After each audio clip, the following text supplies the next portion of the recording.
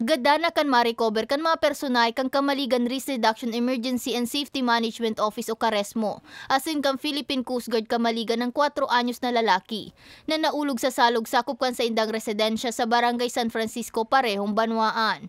Alas 6:52 ning banggikan nakalis na Huwebes, Mayo 30.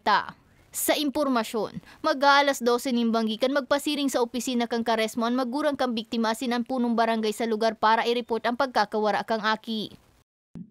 Nag-try lang na mag-search doon sa may na itong nakatutok sa salog. Yun, nahiling duman na may solong aki na nagkatao at doon sa may Wharf San Francisco.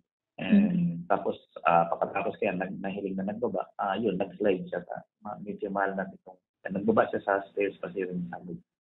7 oras man na uminagi o 1:00 nin hapon ka nagkaaging Biyernes antes na nahilingan hawak kang biktima na nagpapataw-pataw sa salog sakop kang Barangay Gogon, Parehong, Banwaan. 2 kilometro ang distansya kung sa ininipig tutubudan na nahulog.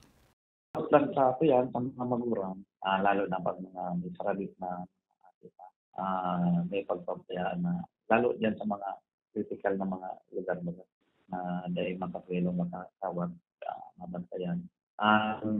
Lalo man po yan, may mga instances kaya ng pag magayon ang panahon, may mga nagkakawat pa magsalog.